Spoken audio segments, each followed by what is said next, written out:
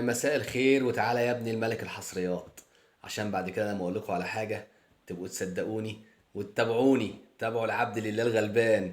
عمالين تجوا لي ولا سقيط ومقيط ونطاط الحيط وبتسمعوا اخبار اي كلام واي هري وعمالين ايه تقضوا. النهارده هتكلم معاكم على المدير الفني الجديد لنادي الزمالك.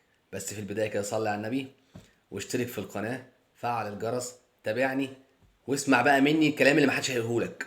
احنا بقالنا كام يوم بنسمع هاني هتحوت، بنسمع كابتن شوبير، بنسمع ابراهيم فايق، بنسمع سيف زاهر بيقول لك بيتسو موسوماني جاي، لا باسيرو الفاشل مع نيجيريا جاي، لا مش عارف بريرا جاي منين. طيب خد من اخوك وما ترجعش ورايا. مفيش مدير فني اجنبي جاي نادي الزمالك.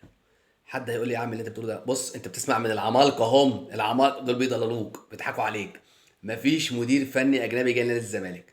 المدير الفني الوحيد اللي نادي الزمالك كلمه، وكلمه ليه؟ عشان خاطر انه هياخد فلوسه بالمصري، كان تاكيس جونياس. قال لهم انا هاخد فلوسي بالمصري عادي. فده اللي كان في الحسبان. لكن ان اداره نادي الزمالك دي هتجيب مدرب اجنبي وتديله دولارات اليومين دول، انسى. انسى. اسمع من بعد كده هتقولوا محمد عصمت الوحيد اللي قال الكلام دوت. طيب ايه اللي بيحصل دلوقتي؟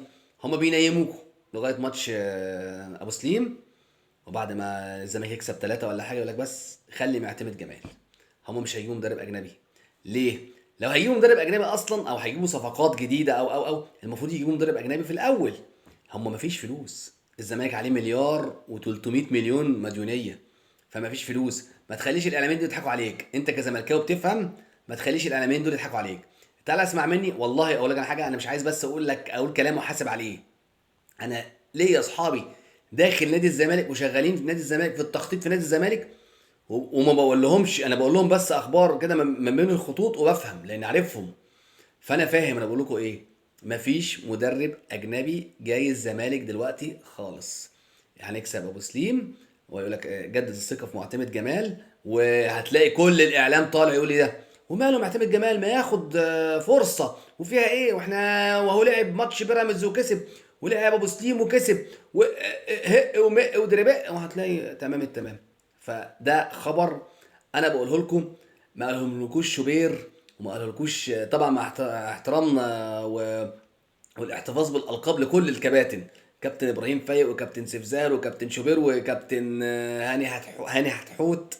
مش عارف بيجيش معايا ليه هاني هتحوت ده، مش عارف ليه.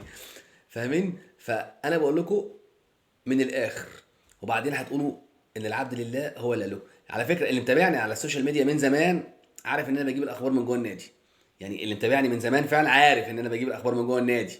وياما جبت لكم اخبار لايام ساسي وايام بن شرقي كانت حصريه، ما كنتش حد بيقولها، كنت انا اول واحد بقولها في مصر. فانا اللي بقول لكم اهو.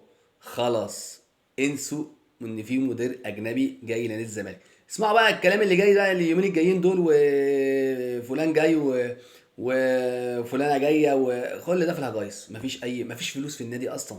مفيش دولارات. فده اللي من الاخر عشان بعد كده ايه محدش يضحك عليك. اسمع من هنا وفوت من هنا. مفيش مدير فني اجنبي جاي. خلاص اشترك في القناه، فعل الجرس، تابعني يا نجم. سلام عليكم.